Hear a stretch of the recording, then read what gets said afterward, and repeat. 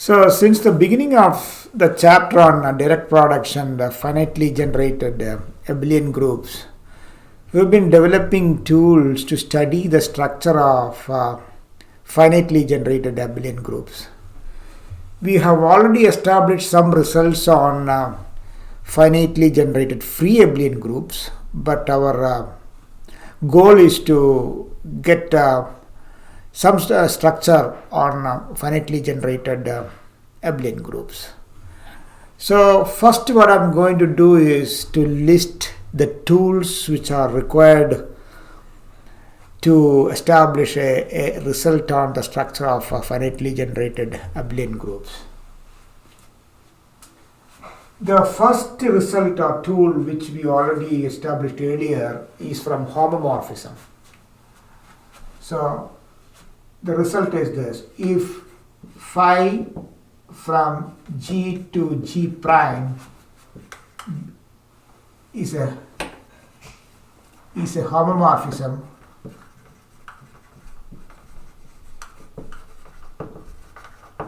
with the kernel K,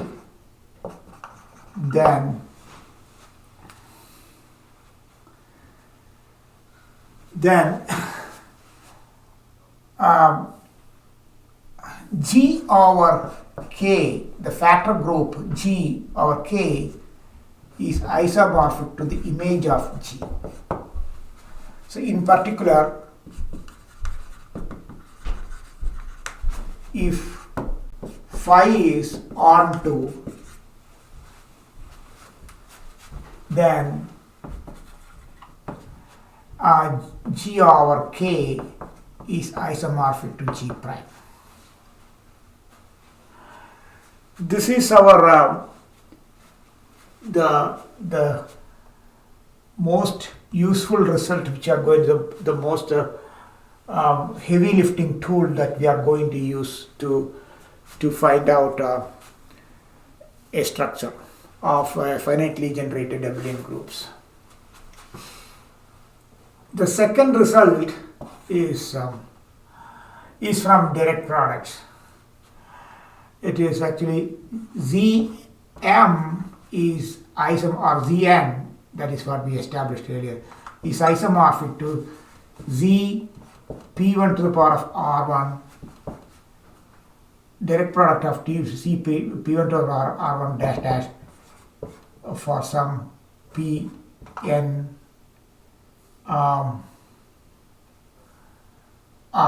this is not probably this is M Rm, where Pi's are primes or distinct primes,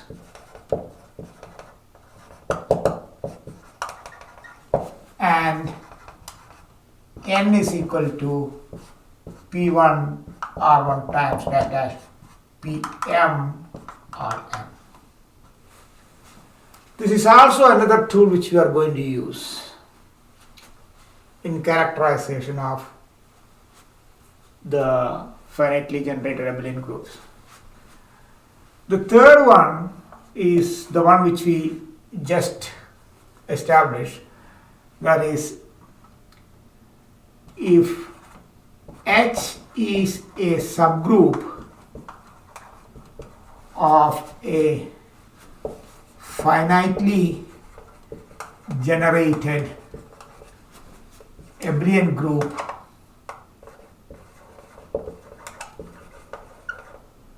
G with rank is equal to n, then there exists a basis for G, basis I'm going to write down elements a1 dash dash an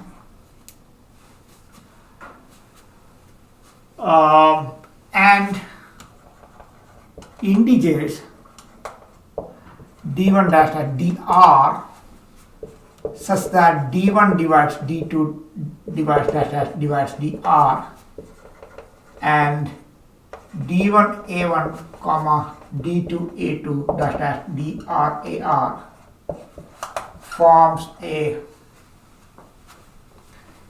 basis for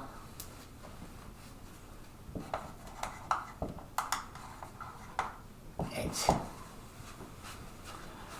We are going to use this theorem in a slightly different way. What we are going to say is, if H is a subgroup of a finitely generated Abelian group, then H is isomorphic to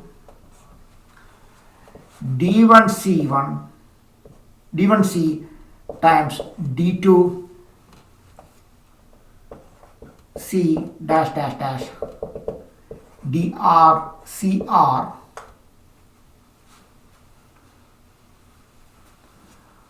for some integers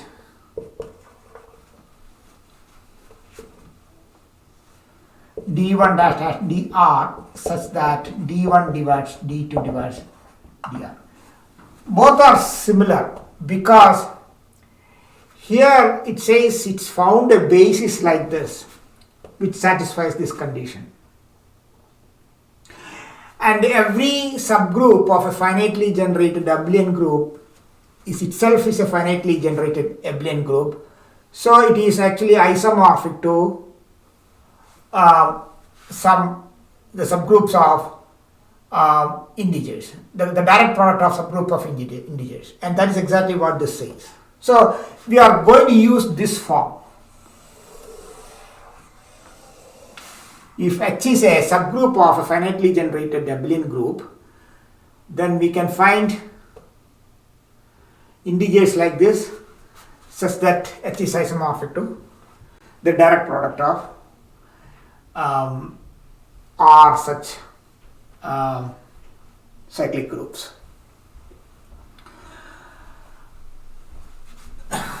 There are two types of, we have seen this earlier, there are two types of finitely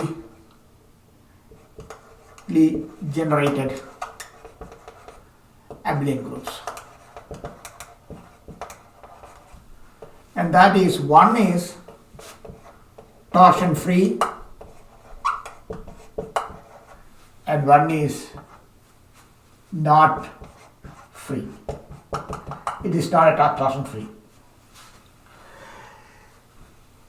The torsion free finitely generated or free finitely generated Abelian groups will be isomorphic to C dash dash C, probably n times,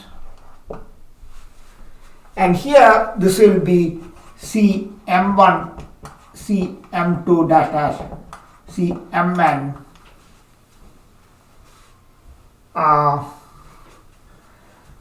n times. Here every element of a torsion free group is uniquely expressed in terms of base element. There is a base axis here, and the number of elements of the basis is called rank. So if we say a finitely generated Abelian group with rank something, then that means it's torsion free. Here the generating element, you can express in multiple ways. Every element is not uniquely expressed in terms of generating elements. So that is the difference between these two. We have already found a good characterization of the structure of torsion free group, and that is this result. But we are looking for, in general, any finitely generated Abelian group. So that could be torsion free and doesn't need to be a torsion free. And that is what we are going to find out using these three tools. So let us assume that G is a finitely generated Abelian group.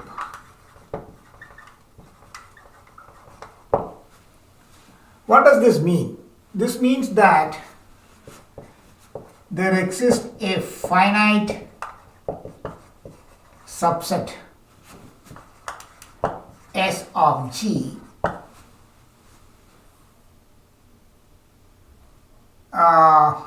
we'll write it as finite subset S equal to x1 dash dash xn of G, this is a subset of G, such that every element of G can be expressed as G is equal to n1 x1 plus dash dash so let us say m1 x mn xn for some integers mi's. Well, remember mi xi means xi added mi times or operated mi times. So that is a definition of a finitely generated Abelian group. If it's a torsion free, this will be uniquely generated. If it is not a torsion free group, then this is one of the representation of G in terms of the generating elements.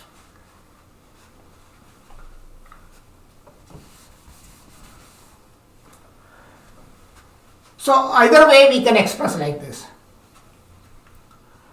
Now define, we already did it for free Abelian groups, but we'll do it for a general finitely generated Abelian group also. So define a map from f is equal to z dash dash z n times. This is the number of elements in the generating subset to G by f of m1 comma m2 dash dash mn is equal to m1 x1 plus m2 x2 plus dash dash mn x. Then it is easy to verify that phi from F to G is a homomorphism. I'm not going to do it here. All we need to do is it's actually is a going to write it as an onto is an onto homomorphism. Is an onto homomorphism. First we need to do is phi of A plus B is equal to phi of A plus phi of B. That is for the condition for homomorphism. And for every element in here, there is an n-tuple that maps to that. And that is clear. So,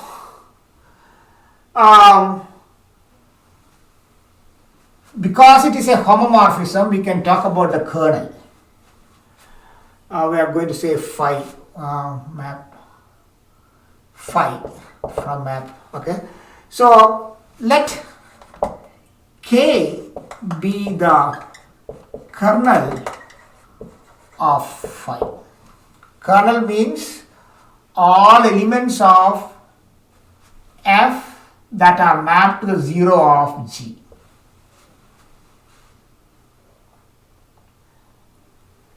If it would have been a free group, it is 1, 1 and on 2. So the kernel will be just the 0th element. But it is not necessarily a free Abelian group, finitely generated Abelian group. It could be anything. So a kernel is not necessarily a trivial subgroup of F.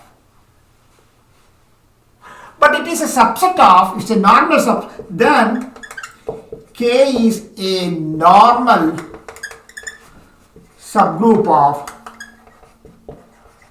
F. Because all elements of F that are mapped to 0th element of C. So, but F is a finitely generated free Abelian group.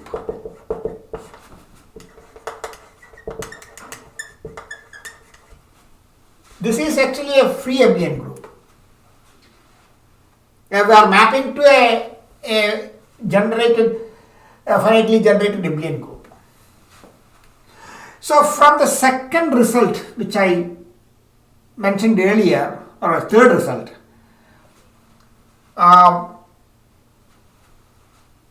and with this with the third result and K being the normal subgroup of F, we can say that there exist integers d1 dash ds such that d1 divides d2 divided ds and K is isomorphic to d1c d2c dash dash d dsc. This s is actually less than or equal to n. So with the first result we have phi is a homomorphism with the kernel K, and that means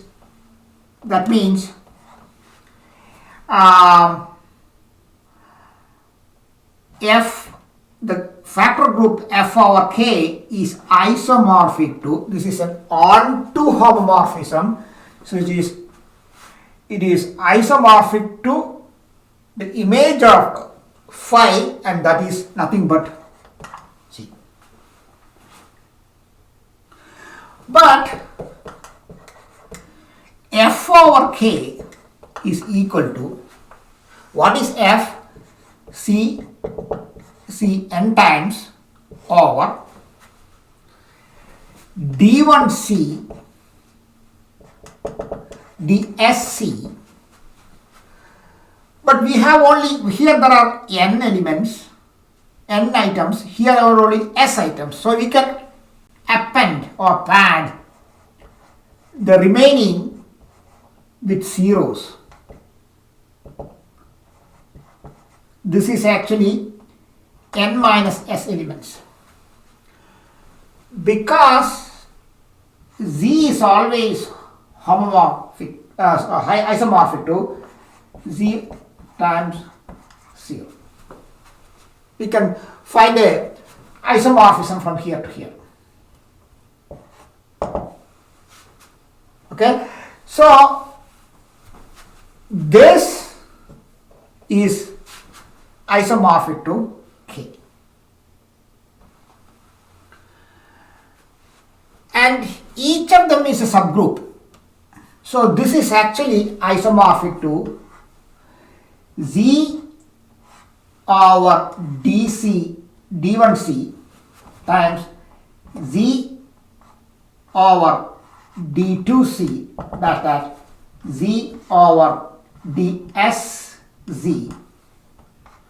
times Z over 0 times that Z over 0 n minus s times. And this is nothing but C d1 times Z z d2 times dash dash z ds times, these are straight away z's. So that is z times z.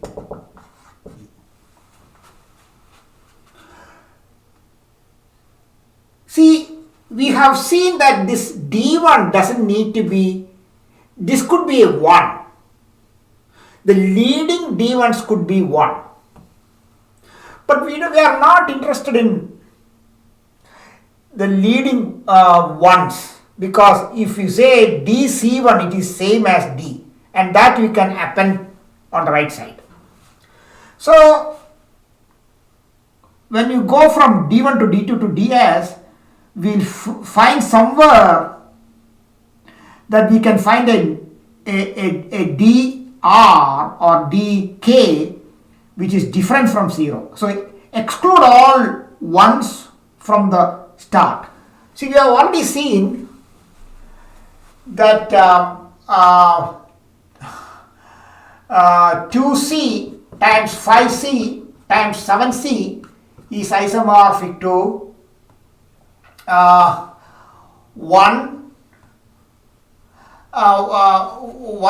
times a1 and 1 times a2 and 70 times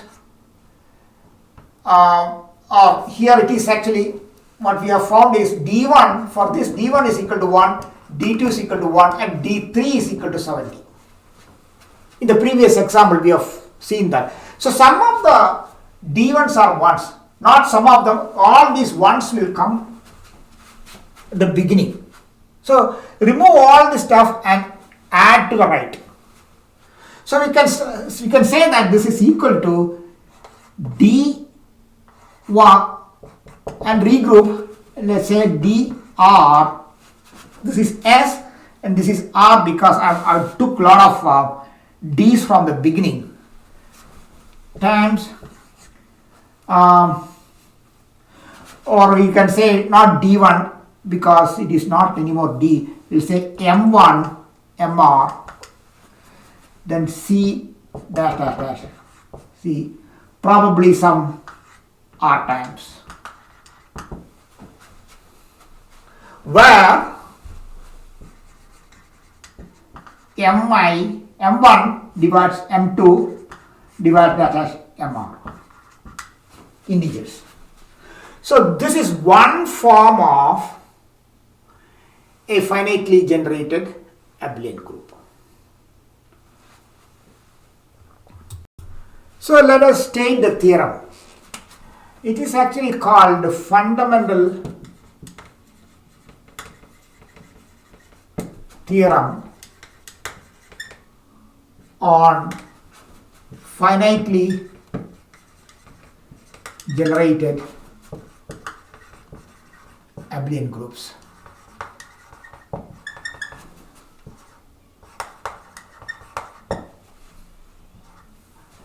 Okay. There are two forms, but we established only one form.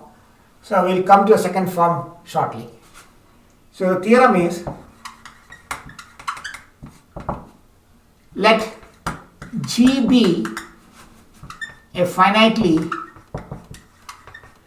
generated abelian group.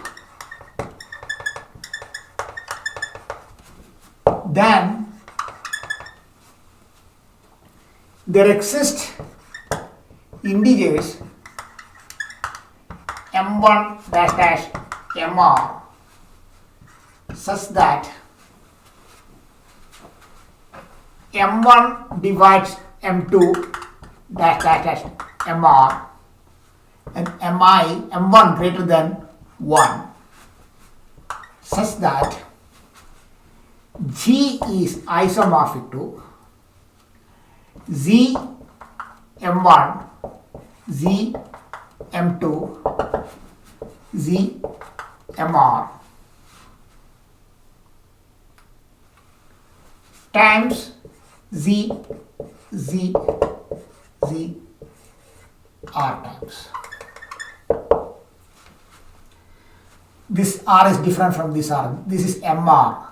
Okay, so it could be, let us take this as MT and this is R, so that there is no confusion. These part of the direct product is coming from torsion-free component of or torsion-free subgroup of G. So we call M1, M2 dash dash MT as torsion coefficients. MIs are called torsion coefficients. And this number R is called Betti number.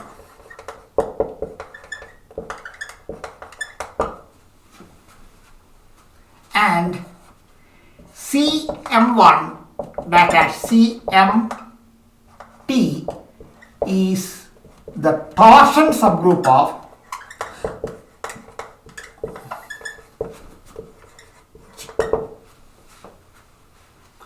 This is one way of expressing it. There is one more expression for a finitely generated Eblin group. In one of the tools which we developed earlier, it says that Zm is isomorphic to Z P1R1 times Z P2R2 times dash C P(n)Rn, where Pi's are distinct prime factors of n. So when you apply this one in each of this, we can find another form that we can express a finitely generated Abelian group. So G is also isomorphic to C P1R1 dash C P I'm going to write it as S RS times Z dash Z, where Pi's are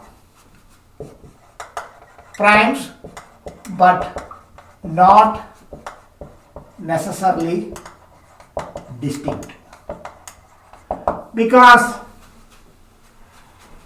you could have another P in the multiple of M1. So in each of this you'll have Pi's repeating. So Pi's doesn't need to be distinct. So this is actually the second form of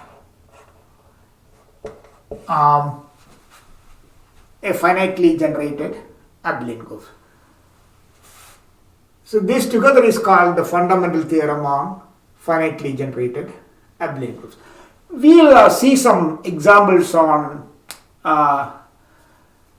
this theorem.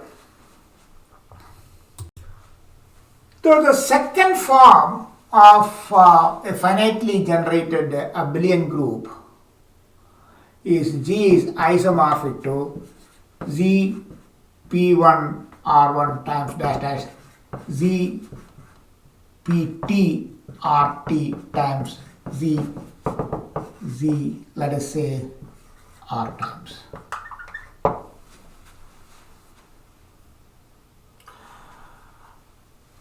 See, when you express a group like this is not a unique form, meaning there are multiple groups of this form. They are not isomorphic. But if G is a finitely generated Abelian group, it should be isomorphic to one of the form expressed like this. We'll do an example. Let us find groups that are isomorphic to an Abelian group of order 360. So this is definitely is not a free group. It is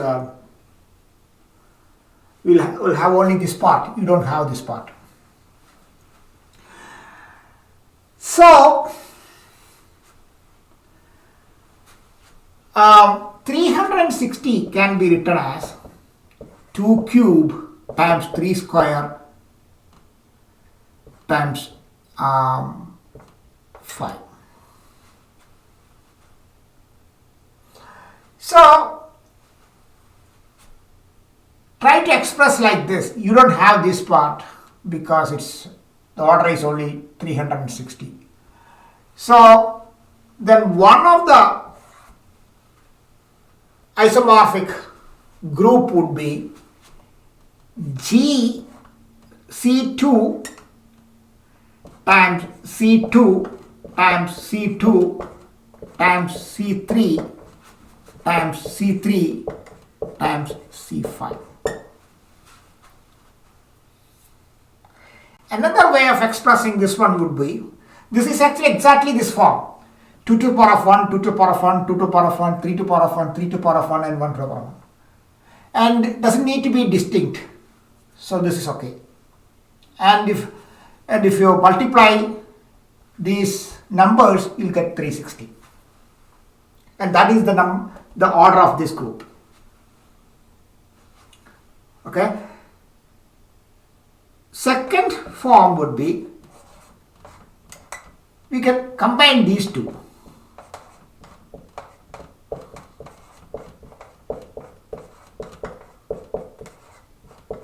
These two are not isomorphic because Z2 cross C2 is not isomorphic to C4.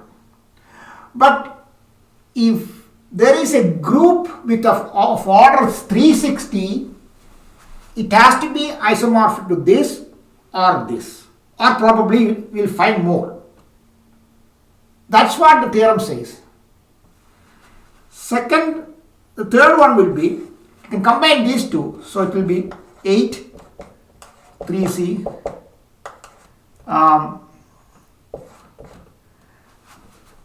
3, C5. This is also in this form. All these are in this form.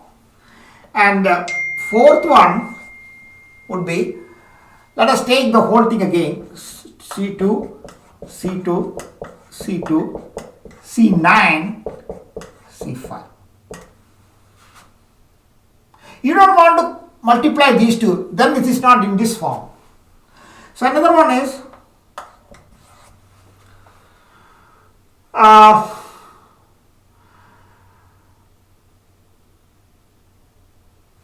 we'll take this form, Z2 times C4 times C9 times C5. This is actually C4, C8. There will be only one. This is wrong. This is actually only 2 times. Okay. And sixth one would be Z8 times Z9 times Z5. These are the only possible 6 ways. So if we have a group of order 360, it should be isomorphic to one of these 6 forms. And that's what the theorem says. Just want to give you some more details about that group of order 360. See, this group of order 360, let us say G is an group of order 360. then there is a cyclic group that is isomorphic to G, and that is actually 0 dash at 359. And that group is actually isomorphic to the sixth one, that is C8 times C9 times 3, 5. This is cyclic because they are prime to each other. If you take any two of them, they are prime to each other. So this is the one which is isomorphic to this. Just want to give you more details about that example. Let us do one more example. Let us find the order of the torsion subgroup of Z2, Z, Z3.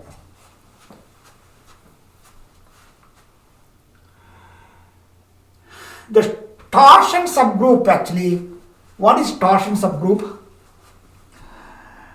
If an abelian group is expressed as Zm1 dash dash Zmt dash dash Z, this part is torsion group. This part is actually torsion subgroup. So this G is equal to Z2, we can rewrite this as C3 times C. But this is not in this form. But still, we can say this is the subgroup because we can write this one as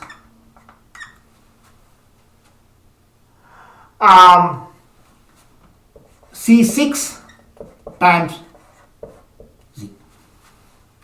Because 2 is prime to 3, the GCD of 2 and 3 is 1. So this is actually isomorphic to Z6. Once you write it like this, then this is in this form.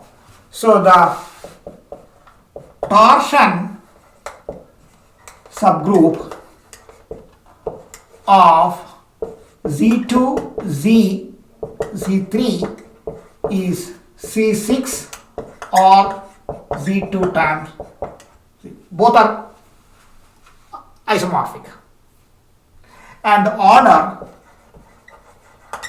of torsion subgroup is